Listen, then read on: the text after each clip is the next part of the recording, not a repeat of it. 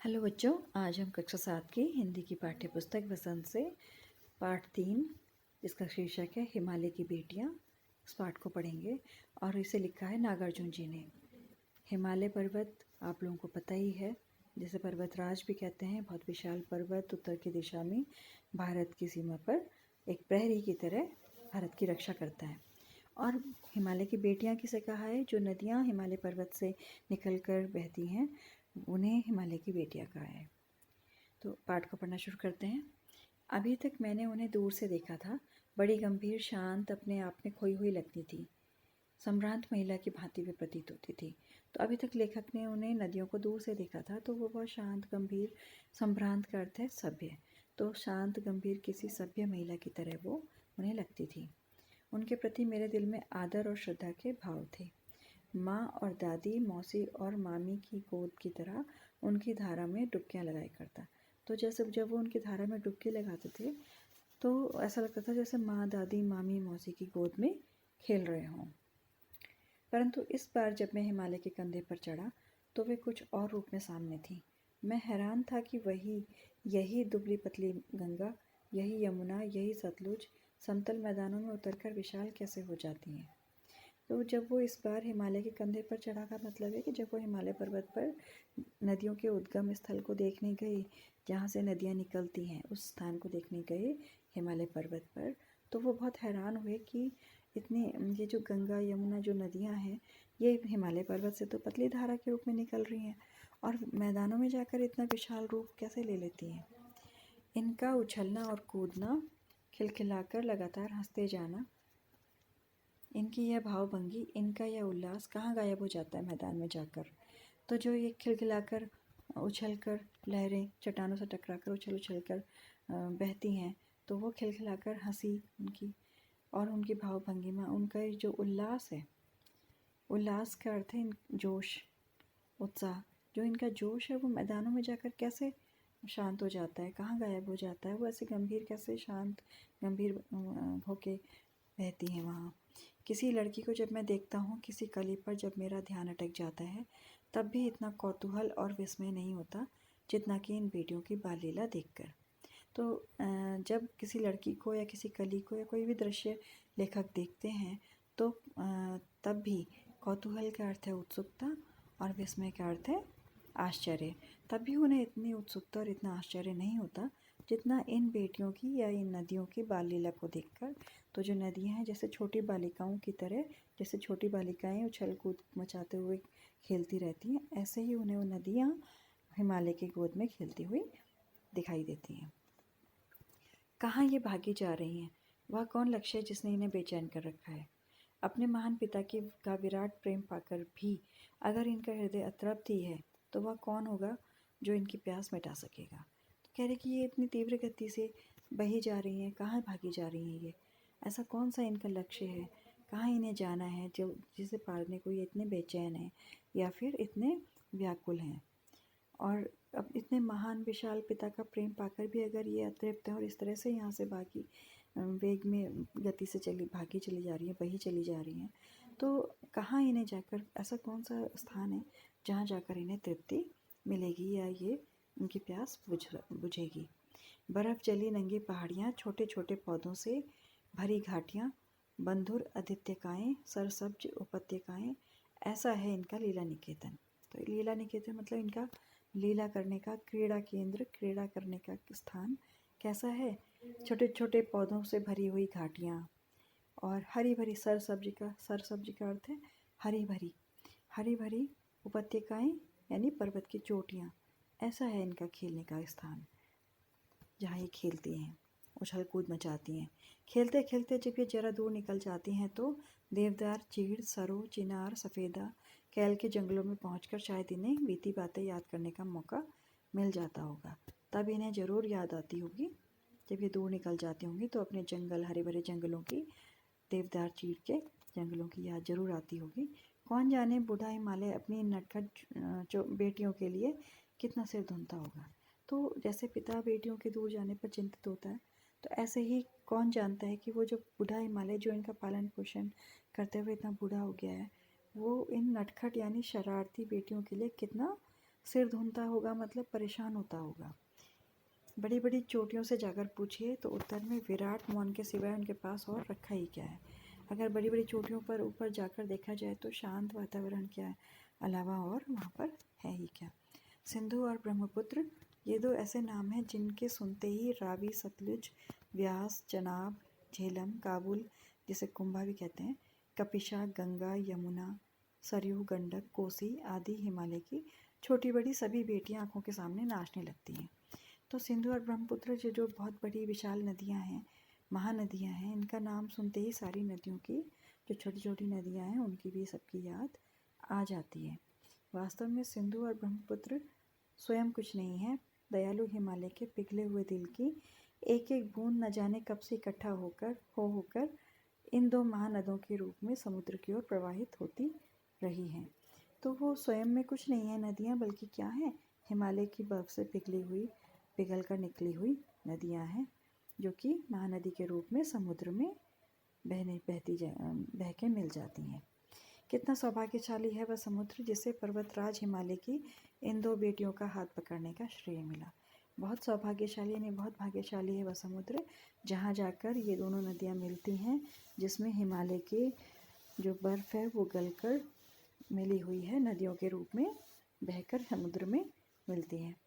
जिन्होंने मैदानों में ही इन नदियों को देखा होगा उनके ख्याल में शायद ही यह बात आ सके कि बूढ़े हिमालय की गोद में बच्चियां बनकर ये कैसे खेला करती हैं। तो जिन्होंने मैदान में ही इनका शांत रूप देखा है तो वो तो ख्याल में भी नहीं सोच पा सकते कि हिमालय की गोद में ये छोटी छोटी बालिकाओं की तरह कैसे उछल कूद करके खेलती हैं। माँ बाप की गोद में नंग धड़ंग होकर खेलने वाली इन बालिकाओं का रूप पहाड़ी आदमियों के लिए आकर्षक भले न हो, लेकिन मुझे तो ऐसा लुभावना प्रतीत हुआ वह रूप कि हिमालय को ससुर और समुद्र को उसका दामाद कहने में कुछ भी हिचक नहीं होती है। तो कह रहे हैं कि जो पहाड़ों में जो लोग रहते हैं वो तो रोज़ ही इन दृश्यों को देखते रहते हैं, तो उनके लिए कोई आकर्षक नहीं है, ये उनके लिए रोज़ की बात है, कुछ नई बात नहीं है। तो लेकिन जो मैदानों से कोई आकर देखे नदियों का वह रूप, जो जिन्होंने शांत नदी को बहते देखा है वो अगर देखें कि इस तरह चट्टानों से टकराकर उछल कूद करके लहरें जो है बहती हुई चली जा रही है, नदी का वह खेलने बालिकाओं जैसा खेलने वाला रूप देखें क्रीड़ा करता हुआ, तो उसको तो बहुत ही लुभावना लगेगा जैसे लेखक को लगा है। तो इतना उन्हें लुभावना लगा, इतना सुंदर वो रूप लगा कि उन्हें हिमालय को ससुर और समुद्र को दामाद कहने में भी कोई हिचक नहीं है। तो हिमालय को ससुर क्यों कहा है? क्योंकि जिस तरह से बेटी पिता के घर से विदा होकर अपने पति के घर चले जाती है, ससुराल चले जाती है, वैसे ही हिमालय से निकलकर वो बेटियां, वो नदियां समुद्र में जाकर मिल जाती हैं। इसलिए हिमालय को ससुर और समुद्र को दामाद कहा है। कालिदास के विरही यक्ष ने अपने मेघदूत से कहा था, वेत्रवती, जिस नदी को बेतवा नदी भी कहते हैं, को प्रेम का प्रतिदान देते जाना, तुम्हारी वह प्रेयसी तुम्हें पाकर अवश्य ही प्रसन्न होगी। तो कालिदास ने अपने मेघदूत से कहा था, जो बादल को दूत बनाकर भेजा था विरही यक्ष ने, उसने मेघदूत से कहा था कि बेतवा नदी में अपने प्रेम का प्रतिदान देते जाना, मतलब वहाँ बेतवा नदी में जाकर भी बरस जाना, जिससे कि वह नदी, उसके जल में वृद्धि हो जाएगी, बढ़ जाएगा जल, तो वह नदी बहुत प्रसन्न होगी। यह बात इन चंचल नदियों को देखकर मुझे अचानक याद आ गई और सोचा कि शायद उस महाकवि को भी नदियों का सचेतन रूपक पसंद था। तो यह बात उन्हें उस रूप को, जो उछलते कूदते जो नदी के बहाव को देखकर उन्हें यह बात याद आ गई कि शायद महाकवि कालिदास को भी उनका ये चैतन्य रूप पसंद था, बालिकाओं की तरह उछल कूद मचाता हुआ। दरअसल जो भी कोई नदियों को पहाड़ी घाटियों और समतल आंगनों के मैदानों में जुदा जुदा शक्लों में देखेगा, वह इसी नतीजे पर पहुंचेगा। तो जो भी व्यक्ति मैदान में बहते हुए देखेगा और पहाड़ों में उछल कूद मचाते हुए बहते देखेगा, तो उसे वही रूप पसंद आएगा जो बाल क्रीड़ा करता हुआ नदियों का रूप है। काका कालेलकर ने नदियों को लोकमाता कहा है। तो काका कालेलकर ने भी अपनी रचनाओं में नदियों को लोक माता कहा है। लोक मतलब संसार, तो माता, पूरे संसार की माता। कैसे कहा है?